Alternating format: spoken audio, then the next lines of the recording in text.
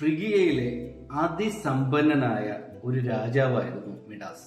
അദ്ദേഹത്തിന് ധാരാളം കൊട്ടാരങ്ങളും ഒരുപാട് പൂന്തോട്ടങ്ങളും ഒരുപാട് സമ്പത്തും ഒക്കെ ഉണ്ടായിരുന്നു.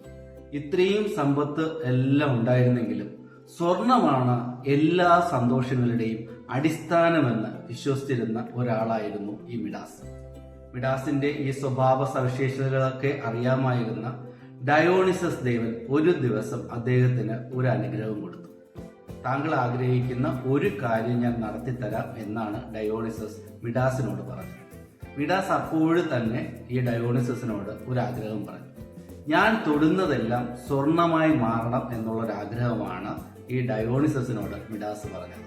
അങ്ങനെ തന്നെ ആകട്ടെ എന്ന് ആ ദൈവം അനുഗ്രഹിക്കുകയും ചെയ്തു.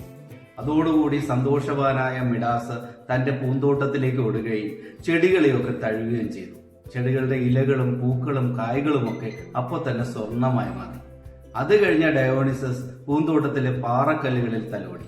പാറക്കല്ലുകളൊക്കെ വലിയ നിധിശേഖരമായ സ്വർണ്ണ കെട്ടികളായിട്ട് മാറുകയാണ് ഉണ്ടായത്.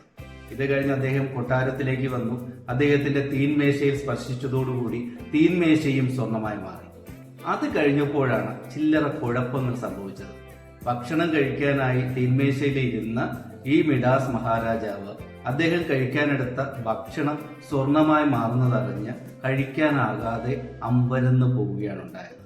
അത് കഴിഞ്ഞ് അദ്ദേഹത്തിന്റെ മകളെ കെട്ടിപ്പിടിച്ചപ്പോൾ സംഭവിച്ചത് അദ്ദേഹത്തിന്റെ സ്വന്തം മകൾ സ്വർണ്ണ പ്രതിമയായി മാറിപ്പോവുകയാണ് ഉണ്ടായത്.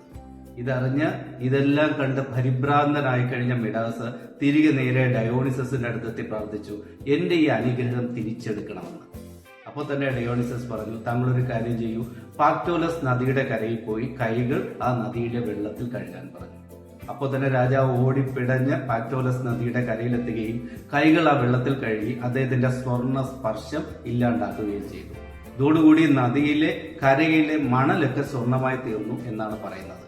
അന്ന് എന്തായാലും നമ്മുടെ മിഡാസിനൊരു കാര്യം മനസ്സിലായി, ജീവിതവും അതിലെ ചെറിയ സന്തോഷങ്ങളും ഒക്കെയാണ് സ്വർണത്തെക്കാൾ വലുത് എന്ന് അദ്ദേഹം തിരിച്ചറിഞ്ഞു. ഇപ്പൊ സ്വർണത്തിന് 82,000 രൂപയിൽ കൂടുതലാണ് വില. ആരും പ്രാർത്ഥിച്ച് സ്പർശിച്ച് സ്വർണമാക്കാനുള്ള പരിശ്രമം നടത്തി കളയരുത്.